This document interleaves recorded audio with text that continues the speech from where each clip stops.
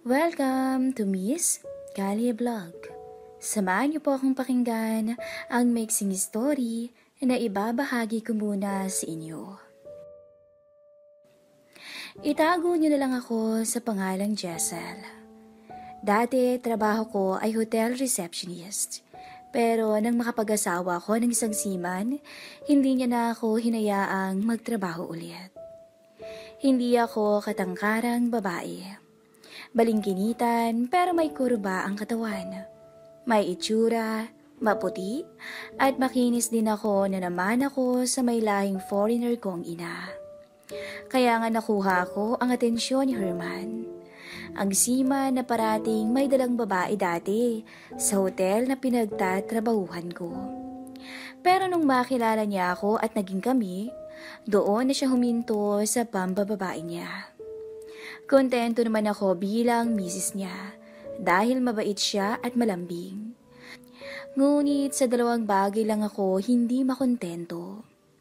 Iyon ay pagdating sa performance niya sa kama at yung kawalan niya ng kakayanang magbigay ng supling namin. Matagal na naming pinoproblema yun. Minsan, kapag napag-uusapan namin, ay humahantong yun sa away. Katagalan, tumaba at lumaki ang tiyan ng mister ko. Kaya nga nakakawalang gana na kapag may nangyayari sa amin sa kama. Mabilis na siyang hingalin, kaya parating ako na ang nasa ibabaw at nagpapakapagod trumabaho. Nawala na yung excitement at init namin sa isa't isa. In short, naging malamig ang pagsasama naming mag-asawa. Ngunit tila muling nanumbalik ang excitement ko nang may matipuhan akong lalaki sa isang department store. Hindi ko alam ang pangalan niya, pero unang tingin ko sa kanya, nakuha niya agad ang atensyon ko. Matikas ang pangangatawan niya. Matangkad, moreno. Medyo wave ang may kahabaan niyang buhok. Aakalain mong may lahi siya dahil sa hulma ng muka at tangos ng ilong. Isama mo pa ang mapupula at maninipis na labi na parang ang sarap halikan. Napailing ako that time. Pinaalala ko sa sarili kong may asawa na ako at dapat akong maging tapat sa kanya. Isang gabi, pumayag akong may mangyari sa amin ng mister ko. Ngunit hindi ko alam kung bakit ang mukha ng lalaki sa department store ang naaalala ko habang nagpapakasasa kami ng mister ko sa ibabaw ng kama. Halos mawala ako sa katinoan sa sandaling yun. At masasabi kong naaabot ko talaga ang sukdulan. Hindi ko alam kung nahalata ba ng mister ko na sobrang nag-enjoy talaga ako. Nagulat na lang ako nang bigla niya akong kinausap pagkatapos. Babe, may problema ba? Biglang naitanong ni Herman nang mapansin niyang tahimik akong nagpapatuyo ng buko sa harap ng salamin. Natigilan ako at napalingon sa kanya. Ngumiti lang ako ng tipid sa kanya. Wala naman babe, bakit mo naitanong? Sagot ko. Kung sasabihin ko ang totoo sa kanya, nasasabihin kong mayroon nga kaming problema, na may kakulangan siya at napakalaki nun. Iyon ang pagkukulang na hindi niya napansin noon pa man. Dahil tutok siya sa trabaho niya at hindi pa parating nakakauwi dito sa amin. Pakiramdam ko nga minsan, para lang akong kabit niya na uuwian niya lang kung kailan niya gusto. Bibigyan ng pera, ibibili ng kung ano-anong bagay na hindi ko naman kailangan. Kung nagkulang siya pagdating sa pagpapainit sa kama at pagbibigay ng supling, at least bumawi man lang sana siya sa paglalaan ng oras sa akin. Hindi naman kasi ako isang robot na walang pakiramdam. Tao rin ako at kailangan ko rin ang atensyon niya. Dumating ang Pebrero. Usapan namin ni Herman at nangako siya na uuwi siya para i-celebrate namin ang Valentine's Day ng magkasama. Pero sa kasamang palad, tumawag sa akin si Herman. Pinaalam niya na hindi ito makakauwi. Wala raw ang kapalitan niya, kaya hindi siya makakauwi. Ganoon kasi sa trabaho niya, kaya pahirapan ang pag-uwi.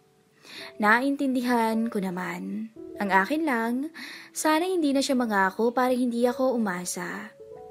Mahirap kasing makaramdam parati ng disappointment.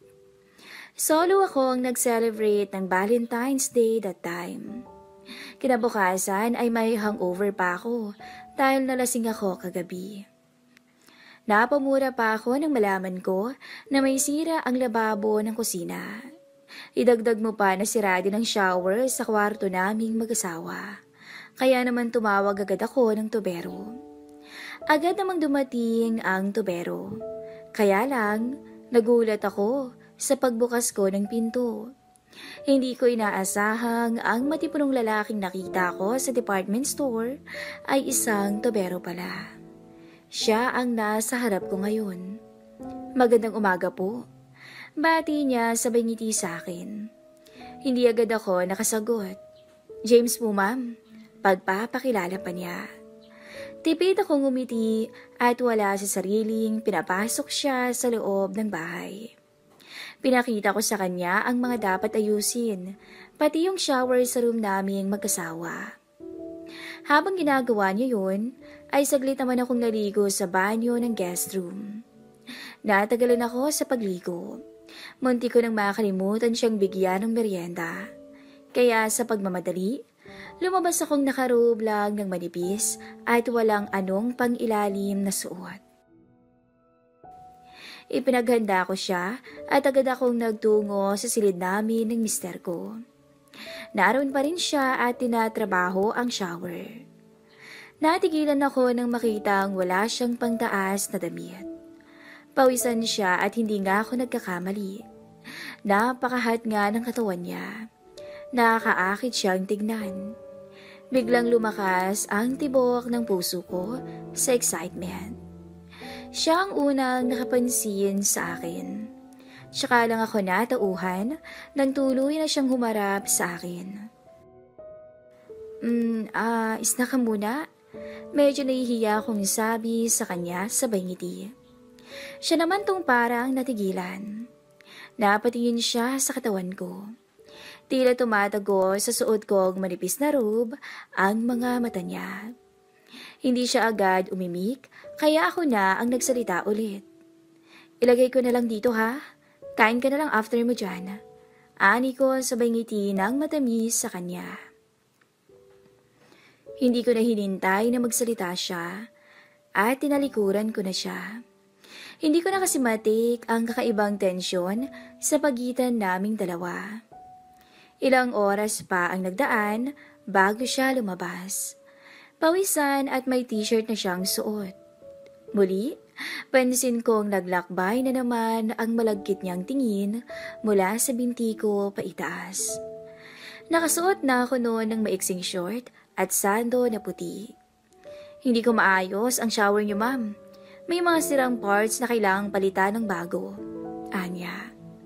Agad naman akong naglista para ako na ang bumili. Ngunit habang naglilista ako ay nanatili siyang nakatingin sa aking katawan. Mga tingin na para bang gusto niya akong tikman. Pati noong pauwi na siya. Kinabukasan ay biglang dumating si Herman. Hindi ko inaasahan ang pagdating niya dahil sinabi niyang hindi siya makakauwi ng Valentine's Day. Kahit papaano ay nakaramdam ako ng saya.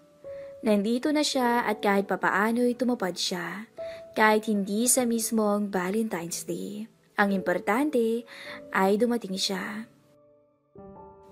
Bandang tanghali ay may nag-doorbell.